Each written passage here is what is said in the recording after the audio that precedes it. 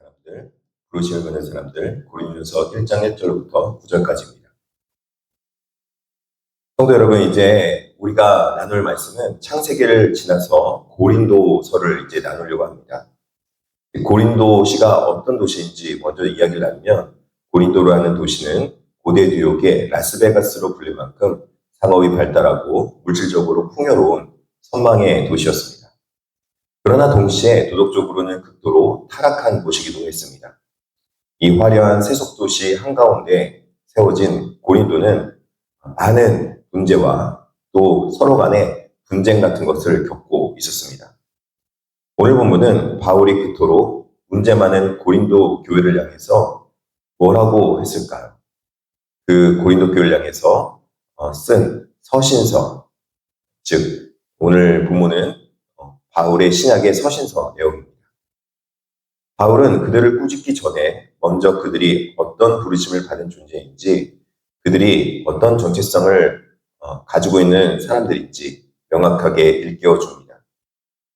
바울은 이 서론이 고린도 전체를 관통하는 가장 중요한 신학적 토대라고 말을 하고 있는 것이죠.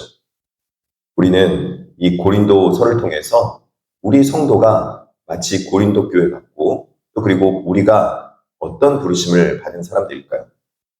첫 번째는 사도로 부름을 받고 성도로 불린 존재입니다. 바울은 편지를 시작하며 자신의 정체성을 먼저 밝히기 시작합니다. 하나님의 뜻을 따라 그리스도 예수의 사도로 부르심을 받은 형제 소스데네는 이렇게 말합니다. 사도는 자신이 하고 싶다고 자청해서 되는 것이 아닙니다. 예수 그리스도에 의해서 그분을 위해 보냄을 받은 자들입니다. 즉, 자기가 하고 싶어서 해서 사도가 되는 것도 아니고, 자기가 하기 싫어서 사도가 되는 것도 아니라는 것입니다. 사도는 하나님의 뜻에 따라서, 하나님이 부름받아서 자신이 사도가 되었다라는 정체성을 가진 자들이라는 것입니다. 이어서 바울은 교회를 향해서 계속해 이렇게 부릅니다. 고린도에 있는 하나님의 교회, 곧 그리스도 안에서 거룩하여지고 성도라 부르심을 받은 자들과 이렇게 말합니다. 교회는 사람들의 모임이지만 사람의 것이 아니라 하나님의 교회라는 것입니다. 복음주의 신학자 고든 피는 이 구절을 주의하면서 여기서 말하는 거룩함은 고린도 교인들의 도덕적 완벽함이나 훌륭한 행실을 뜻하는 것이 아니라고 강조하고 있습니다. 그것은 하나님께서 그들을 그리스도의 피로 씻어서 세상과, 하나님이 그들을 부르셔서 세상과 구별하여 주셨다. 하나님이 그들을 그렇게 거룩하게 만드셨다라는 것입니다. 그래서 신분적 거룩함을 말하고 있는 것이죠. 내가 어떤 자격이 있어서가 아니라 나는 정말 부족한데, 나는 정말 연약한데 오직 그리스도 예수로 말미암아 거룩해진 존재라고 말하고 있는 것입니다. 그래서 우리는 어디에 있든 어떤 모습으로 보이든 성도라고 불리는 특권을 얻은 존재라는 것입니다. 두 번째는 은혜로 넉넉한 은혜를 받았으나 교만해진 자들입니다. 하나님은 고린도 교회에 놀라운 은혜를 베푸신 것이죠.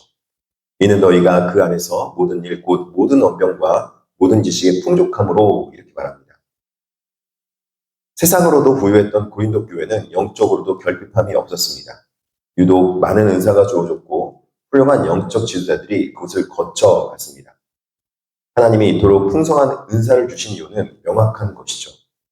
은사를 통해서 그들이 교회를 살아가고 교회를 섬기며 교회가 몸된 예수 그리스도의 모습을 나타낼 수 있기를 원하신 것입니다.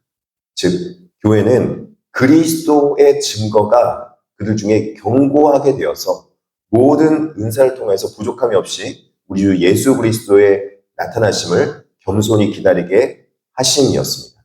즉, 그리스도의 은사는 그리스도가 우리가 증거가 가장 잘 나타나게 해서 부족함 없이 예수 그리스도의 나타나심을 교회가 나타낼 수 있도록 하기 위함이라는 것이죠. 그런데 안타깝게 고린도 교회는 이 은사를 가지고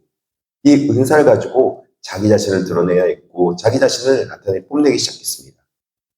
그들이 가지고 있는 풍요로움 때문에 오히려 병들기 시작한 것이죠. 고린도 교인들의 하나님의 은혜로 받은 선물은 이 은사인데 그것을 마치 자신의 영적 우월성을 증명하는 훈장처럼 여겼다고 지적하고 있습니다. 은사가 도리어 교만이 되었고 교회 내에 파당과 분란을 일으키는 원인이 되었습니다.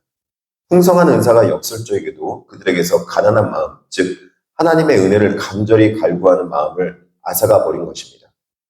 오늘날 우리 역시 하나님이 주신 은혜와 축복을 나의 의로움으로 착각하여 교만해지고 있지는 않은지 깊이 돌아봐야 합니다.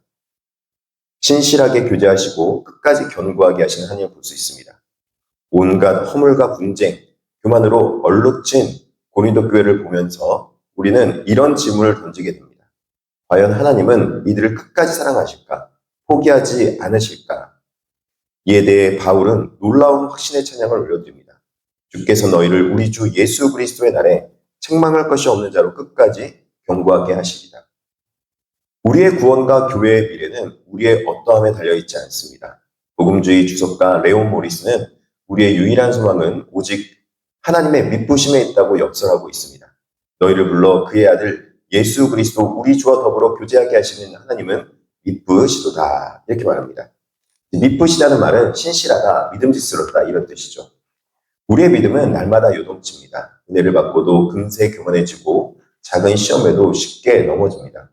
하지만 아무 자격 없는 우리를 은혜로 부르셔서 당신의 아들 예수님과 교제하게 하신 그 신실하신 하나님은 자녀들이 조금 부족하다고 해서 결코 함부로 내치지는 않으십니다. 주님이 다시 오시는 심판날까지 우리를 흠없고 책망할 것이 없는 자로 다듬어 가시며 기어이 견고하게 세우실 것입니다. 이제 우리가 해야 될 것은 이쁘신 신실하신 하나님을 신뢰하는 것입니다. 사랑하는 성도 여러분, 교회와 우리의 구원은 신실하신 하나님의 손에 붙들려 있습니다. 우리의 뜻이 아닌, 내 뜻이 아닌 하나님의 은혜로 부르심을 받은 사람들입니다. 세상의 풍요나 내가 가진 은사를 자랑하며 교만하지 말고 오히려 나의 연약함과 실패 때문에 절망하지도 마시기 바랍니다. 우리를 부르신 분은 신실하십니다. 오늘날에도 나를 끝까지 견고하게 붙드실 그 미쁘신 하나님을 굳게 의지하며 예수 그리스도와 깊이 교제하는 참된 성도의 삶을 살아가시는 저와 여러분에게 진심으로 축원합니다. 기도하겠습니다. 신실하시고 미쁘신 하나님 아버지, 자격 없는 우리를 은혜로 부르시고 거룩한 성도라 칭하여 주시니 감사합니다. 우리의 연약함과 교만함을 회개하오니 흔들리는 우리의 마음에 기대하지 않고 우리를 끝까지 견고하게 하시는 주님의 신실하심만을 굳게 의지하게 하여 주시옵소서. 이 시간 특별히 육신의 질병으로 고통받는 환우를 위해 기도합니다. 주님의 따뜻하고 능력 있는 손길로 그들의 아픈 곳을 어루만져 주시고 온갖 치유의 복을 허락하여 주시옵소서. 특별하게 기도하고 있는 김유경 지사님과 또 그리고 김하자 지사님의 며느님 하나님께서 기억하여 주시옵시고 주님 항암 낫게도 하시고 치유케도 하여 주시옵소서. 목 디스크로 고생하는 분도 하나님께서 치유하여 주시옵시고 허리 디스크나 또 그리고 백내장 수술을 앞두고 있는 이용현 권사님 가운데도 주의 치유하심이 나타나게 하여 주시옵소서. 여러 가지 질환으로 해서 아픔을 겪고 있는 백성들에게 치유와 나음의 은사를 허락하여 주시옵소서. 감사하며 예수님의 이름으로